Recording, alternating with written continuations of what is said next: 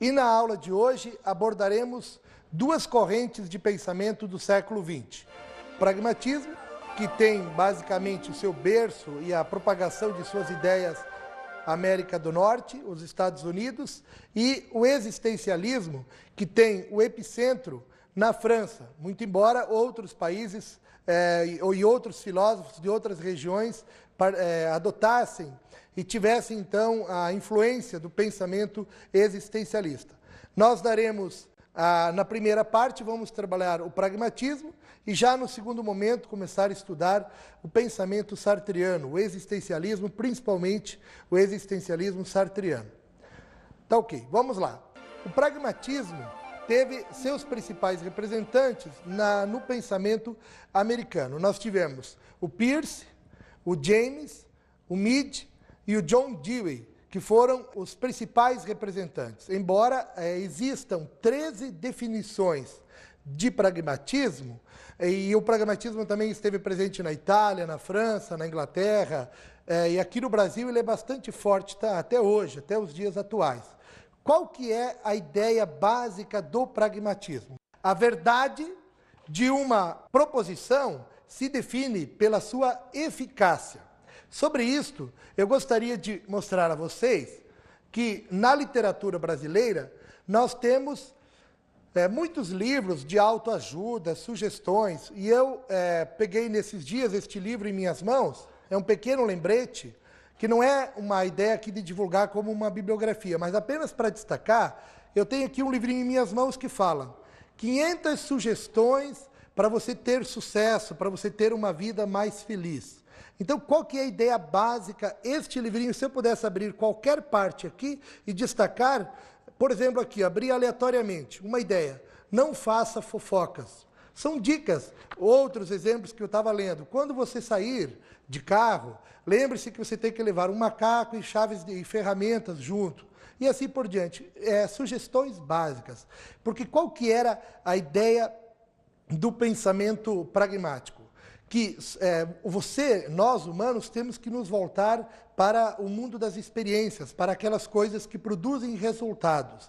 Então, algo é verdadeiro, algo só é válido se produzir resultados, se de alguma forma me conduzir para uma ação boa, e esta ação seria boa quando eu conseguiria interagir bem com os outros, não criaria tantos problemas sociais e também, do ponto de vista real, individual, subjetivo, eu teria uma ação que não me traria sofrimento, seria a ideia da sociabilidade. Então, são noções básicas. Tudo para os pragmáticos está voltado para o mundo real, concreto. Aquelas ideias próprias da filosofia, como as especulações metafísicas, as especulações voltadas, por exemplo, sobre a existência ou não de Deus, essas coisas de caráter mais abstrato deveriam ser deixadas de lado. O pragmatismo desvia-se da abstração, de tudo que torna o pensamento inadequado. Soluções verbais, más razões a priori, sistemas fechados e firmes. De tudo que é, por assim dizer, um absoluto ou uma pretensa origem, para voltar-se na direção do pensamento concreto e adequado dos fatos da ação eficaz. Uma ação eficaz, ela só existe a partir do momento em que aquele conhecimento do qual eu sou portador, se este conhecimento me conduzir a algum resultado, alguma coisa que tenha uma validade imediata, que me traga algum benefício, então isto seria uma ação eficaz. Para exemplificar, eu gostaria de citar um fato real. Tem alguns alunos que, quando estão estudando, eles têm uma visão pragmática do estudo. Se eles percebem que tem um professor que não está trabalhando bem o conteúdo, se eles gostariam que tivesse uma outra maneira, uma outra forma de abordagem, eles simplesmente dizem assim, bom, eu não vou me indispor com o professor, porque eu posso ter uma nota baixa, ele pode me marcar, eu vou reprovar no final do ano. Então é o seguinte, eu vou me acomodar, vou ser amigo do professor, porque o que eu quero? Eu quero passar de ano. Se para passar de ano, ou para ter o certificado no final do curso, eu preciso negociar e jogar conforme o professor, eu vou então fazer isso. Desta forma, eu deixaria de lado todos os princípios, alguns pressupostos que, por exemplo, que o estudo é importante, que ter um estudo mais rigoroso seria válido. Eu deixo de lado essas verdades, eu abro mão de princípios para ter uma ação, uma atitude pragmática. Moral da história. No Brasil de hoje, o pragmatismo ele é extremamente valorizado. E por que ele é valorizado? Ele o é por quê? Porque a nossa cultura brasileira está fortemente marcada pela cultura norte-americana. Por conta disso, o pragmatismo tem uma forte penetração. Apenas agora uma reflexão destacando uma certa crítica ao pragmatismo. O Kant, pensador lá do século XVIII, ele dizia o seguinte: querer ou desejar que nós, seres humanos, consigamos parar de pensar em coisas que não têm uma eficácia imediata, é a mesma coisa do que pedir para alguém não tomar água só porque a água está um pouco suja. Ou seja, os seres humanos sempre tiveram sede e desejo de ter uma relação com o transcendente, com o além. Desta forma, esse modo pragmático de ser, no meu entendimento, não dá conta de responder todas as questões da existência humana. É por esta razão que o ser humano vai continuar fazendo especulações e reflexões, e a filosofia, desta forma, tem a sua razão de ser. Agora, vamos começar a abordar o existencialismo, a principal corrente do século XX. O existencialismo foi uma corrente de pensamento que se difunde, que se desenvolve principalmente na Europa, a partir da primeira metade do século XX e tem seus ecos até os anos 60, 70 do século passado. Nós tivemos outros pensadores que foram considerados ateus, como é o caso do próprio Sartre, que teve uma abordagem acerca da existência de uma maneira diferenciada. Mas todos tinham algo em comum, qual seja, a preocupação desses autores foi abordar a questão da existência. Toda vez que nós formos abordar qualquer corrente histórica, sempre é importante inseri-la no momento, no conjunto, na conjuntura histórica onde ela foi produzida. No caso concreto do existencialismo, ele foi uma corrente que se desenvolveu durante o período do entre-guerras. Começou depois da Primeira Guerra Mundial, nós tivemos todos os grandes desdobramentos da Segunda Guerra, e após esse segundo conflito, essa reflexão sobre as razões pelas quais nós existimos tornaram-se bastante fecundas. Desta forma, o pensamento sartriano encontrou um terreno fértil para refletir exatamente a essas questões que envolvem o modo de ser do homem no mundo. Agora, apenas eu gostaria de destacar que desse instante até o final da nossa aula, eu farei uma abordagem sobre os principais aspectos ou as principais características do existencialismo sartriano. Mas gostaria de destacar também que nós temos em nosso país uma literatura muito farta sobre esse tema, sobre esses autores. Desta forma, eu sugiro que vocês busquem no próprio mundo da internet, do ciberespaço, ou em qualquer biblioteca de ensino superior, nós vamos ter livros que indicam, que falam sobre a questão do existencialismo. E eu sugiro que haja, após esta aula, que exista, após essa aula, um aprofundamento teórico, por qual razão? Porque muito do que abordaremos hoje, eu tenho plena consciência, porque assim é no meu fazer pedagógico, nós podemos nos valer do pensamento sartriano ou do existencialismo como tal e utilizarmos esses conhecimentos no cotidiano, na nossa ação, na nossa relação com os nossos educandos. A primeira ideia básica e fundamental do existencialismo: existir é estar em relação com o mundo. Não dá para se pensar o homem como um ser solipsista que deseja viver só, mas nós existimos e o nosso modo de existir, ele se constrói a partir da nossa relação com o mundo.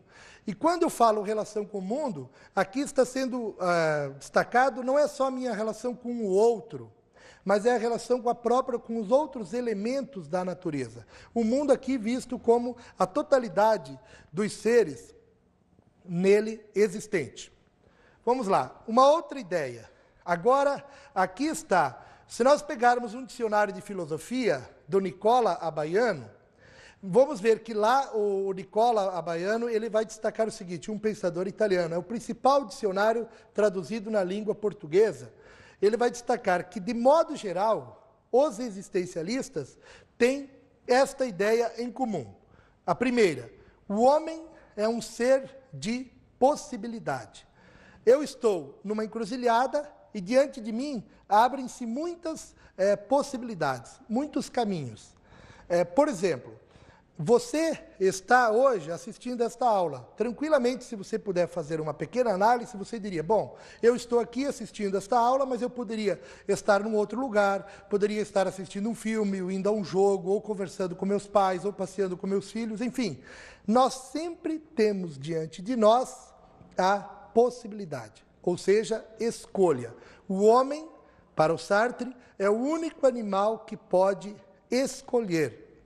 Desta forma, ele vai nos dizer que nós estamos condenados ao quê? Nós estamos condenados a sermos livres. A liberdade, você quando nasceu, não escolheu ter ou não ter liberdade. Você já nasceu com ela. E para ele, a ideia da liberdade é que nos faz, de fato, diferente dos outros seres, como abordaremos melhor na segunda parte da nossa aula. A primeira ideia apresentada no existencialismo.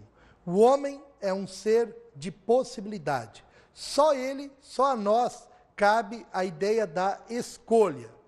Desta forma, nós veremos que existe diante de nós a necessidade do possível. E o que é esta necessidade do possível? Que nós, diante, a cada instante, a todo momento em nossa vida, nós precisamos fazer escolha. A cada instante. Assim é interessante abordarmos, quando nós trabalhamos com alunos, já numa fase da adolescência, que eles estão buscando um ponto de referência, qual é a sua busca, eles estão imaginando, construindo projetos para o seu futuro, e aí, eles, ao construir esses projetos, existe, então, poderia ser abordado isso. Existe a necessidade do possível. Nós, necessariamente, a todo instante, temos que fazer escolhas. Somente que, a partir destas escolhas, nós teremos o seguinte. A primeira ideia. Diante de cada escolha, existe a possibilidade do possível. E o que é esta possibilidade do possível? Significa o seguinte, basicamente, que toda escolha implica, está implícito nela a possibilidade de que ela venha a se realizar. Um exemplo bem concreto. Vocês decidiram fazer este curso. Existe nele a possibilidade de que você, de fato, venha a concluir este curso. E, concluindo, você terá um momento, então, de realização, onde você poderá dizer, puxa, fiz uma opção, aprendi bastante, deu certo, valeu a pena, agora eu tenho uma etapa nova na minha vida a ser construída e assim por diante. Mas, diante de toda a possibilidade, existe um terceiro fator, qual seja, toda possibilidade, nela está implícita também a ideia da impossibilidade. O que isso significa? Então, nós temos, primeiro, a necessidade do possível. Diante dela, temos como decorrência duas outras ideias. A possibilidade do possível e a impossibilidade do possível. E no que consiste esta impossibilidade? É a mesma coisa, você decidiu fazer este curso. Por alguma razão, você está aqui hoje assistindo esta aula. Somente que você não pode garantir, a priori, que necessariamente você vá conseguir fechar este curso. Porque alguma razão, algum fator, poderá surgir no andar, no meio do caminho, e você venha a desistir e as coisas não deem certo. Para usar uma linguagem freudiana, você tem um desejo, uma necessidade de algo. Deste desejo decorrem duas ideias básicas. O prazer, que seria a possibilidade do possível, e a frustração, a impossibilidade do possível. A cada escolha eu me torno absolutamente responsável por ela.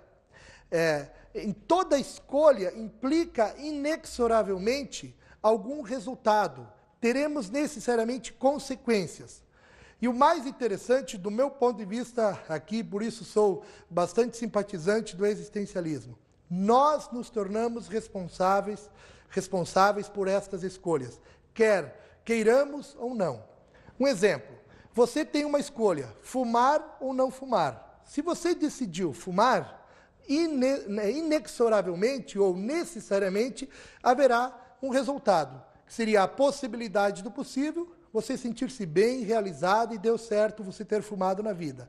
Mas você precisaria ter a consciência que, ao fumar, existe a impossibilidade do possível, que ao invés de prazer, você tenha futuramente uma grande frustração. É desta forma que nós precisamos, no ato da escolha, termos ou não esta consciência. E este dicionário aqui, da Jacqueline Rus, ele é muito significativo, muito interessante, da editora Scipione, um bom documento. Muito bem, vamos então dar continuidade ao existencialismo sartriano. A ideia básica agora. Então, até o século XX, se nós pegarmos o pensamento da escolástica, voltarmos um pouco mais na história, pegarmos o pensamento aristotélico e em vários outros autores, qual que era a ideia básica na história da filosofia? De que a essência precede a existência. E o que isso significa? Significa que, para estes autores, quando você passou a existir, o seu filho, o meu filho, a minha filha, quando eles passaram a existir, eu mesmo, o colega que está aqui me acompanhando nesse momento de trabalho, todos nós já nascemos com um modo de ser próprio que seria do homem. A essência veio junto com a existência. Então, no momento de que nós passamos a sermos um ser aí, existirmos, nós já trazemos a essência. Nós nos tornamos humanos naturalmente porque já nascemos com essas características ou com esta potência, com esta possibilidade e assim por diante. Então, na história da filosofia, de modo geral, qual que é a ideia? De que a essência precede a existência. Já para o existencialismo ateu, no caso do Heidegger e do próprio Sartre, eles invertem esta proposição. Eles dizem assim, a existência precede a essência. Em outras palavras, primeiro, nós somos ser aí, existimos, estamos no mundo. E depois, segundo eles, nós construiremos a nossa própria essência. E como que nós construímos a nossa essência? Este é o dado mais interessante. Para eles, nós vamos construindo o nosso próprio modo de ser a partir de algo que nós temos e que os outros seres vivos não têm. Qual seja? A liberdade. Através da possibilidade, então, da escolha, por existir em nós esta necessidade do possível, que nós vamos, a partir das nossas escolhas, construindo, nós vamos nos moldando, nós vamos nos fazendo. Para ele, nós existimos e depois a essência, então, vai sendo construída a partir dos nossos projetos ou das nossas escolhas. Desta forma, vamos então dar continuidade aqui e vermos mais alguns aspectos além desta diferença fundamental. Então, primeiro ponto para ser destacado, que no existencialismo heideggeriano ou sartriano está presente essa inversão destas proposições. Qual seja? A primeira, que se dizia até então, de que a essência precede o existir humano. E já eles invertem a ideia de que o que ocorre é exatamente o contrário. Primeiro nós existimos e depois nós nos fazemos. A essência é a posteriori, para usar uma expressão clássica da filosofia. Então, a primeira ideia, todos os seres humanos, melhor dizendo, são apenas ser aí. Eles existem. E na continuidade, olha, os animais, então, exceto o homem, são apenas seres em si. Aqui cabe uma abordagem um pouquinho mais alongada. O Sartre vai nos dizer que o modo de ser do homem no mundo é um modo de ser diferenciado dos demais seres. Os vegetais e os demais e os outros animais que estão aí são nossos companheiros ao longo desta caminhada, eles são apenas seres em si. E o que seria o ser em si? É um ser que já nasce como uma totalidade pronta. Não há espaço para ele fazer-se. Não existe a ideia da transcendência para estes outros seres.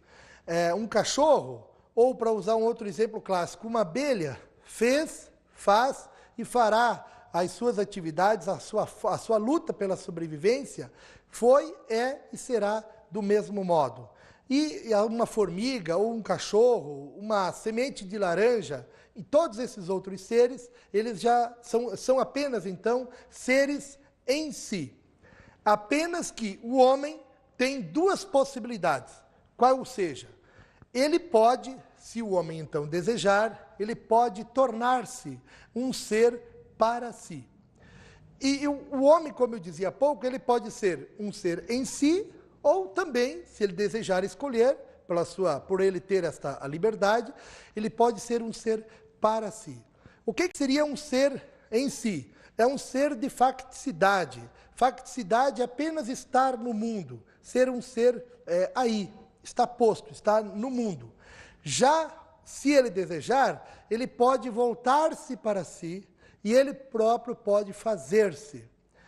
Desta forma, sermos, né, ou ser um ser para si, significa que eu, através das minhas escolhas, posso construir o meu projeto.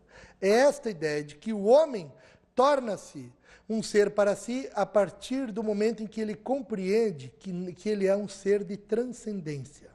O que seria essa ideia de transcendência? Isso é muito claro, pode ser clareado ou exemplificado desta forma. Você, certamente, que está me assistindo, que está acompanhando esta aula, você foi educada ou educado de uma determinada maneira.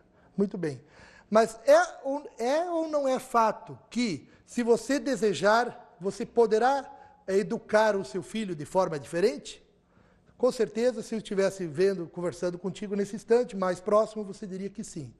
Em outras palavras, nós somos seres de transcendência porque nós podemos alterar o já dado, o já posto. Se a minha realidade histórica, se o meu momento está difícil, se o meu passado foi extremamente árduo, que eu não gosto nem de imaginar nada sobre as minhas experiências, porque elas são muito doloridas.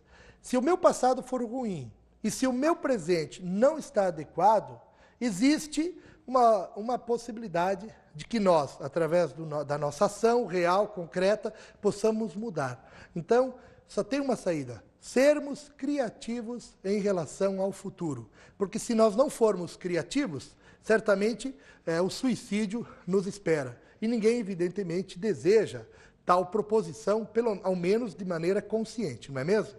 Daí, esta expressão do Sartre, muito interessante. O importante não é o que fazem do homem, mas o que ele faz do que fizeram dele. Desta forma, poderia se colocar uma situação assim: se eu dou aula na periferia para alunos das classes menos privilegiadas, você poderia se colocar: bom, não tenho pai, meu pai é alcoólatra, está no presídio, e coloca somente descrições difíceis da experiência até hoje vivenciada. Mas, diante disso, tem duas possibilidades: ou você fica neste muro de lamentações. Num outro exemplo, se a nossa escola onde eu trabalho não está adequada, poderia ser diferente, a direção poderia investir mais em capacitação, o chefe do executivo municipal o prefeito poderia investir mais, salário, enfim. Se a situação está difícil, é o que fizeram, é o que a realidade está feita, é o que fizeram até nós, os homens, pelas ações em que nós, a partir das nossas relações, nós podemos constatar que é o que está posto. Muito bem. Mas, a partir de agora, poderá ser diferente ou não? Se você tiver isso claro, você perceberá, então, que isso pode ser algo possível. E desta forma, diz o Sartre, você tem duas escolhas. Se você quiser ser apenas um em si, você até pode. O que seria um ser em si? São aquelas pessoas que vivem para obedecer, vivem para cumprir ordens. Então, ser um ser, tornar-se um em si, é apenas viver como o garçom. Numa obra chamada O Existencialismo é um Humanismo, resultado de uma conferência que ele fez, ele vai mostrar essa ideia de que o em si é aquela pessoa que vive a moral do garçom. Porque o que faz o garçom num local? No local onde ele trabalha. Ele simplesmente tem que cumprir as regras que são exteriores. Ele tem que exercer a sua função a partir da vontade do freguês, do cliente. Então, uma pessoa em si seria aquela pessoa que vive de uma moral exterior, vive para obedecer, ou vive para cumprir regras. Se você desejar ter uma ação no campo educacional ou na sua vida, no seu cotidiano, onde você tenha a possibilidade de tornar-se um ser para si, se você tem o desejo de tal proposição, então esta ideia ela é fundamental que seja levada a sério. Eu vou partir das condições reais em que eu sou um ser histórico, um ser de relação, mas eu preciso compreender que se eu desejar, este modo de vida pode ser modificado. Só para fechar esta ideia, o Sartre vai nos mostrar que se você conscientemente sabe que você pode tornar-se um ser para si, mas você escolhe ser um em si, viver para obedecer aquilo que o padre, o pastor ou alguém falou, se você tem essa proposição, se você deseja isso, então ele vai colocar que você é um ser de má fé. A má fé seria este ato em que eu renuncio à minha liberdade. Eu troco a minha liberdade, às vezes, por favores políticos, por desejo de posse e por outras coisas mais.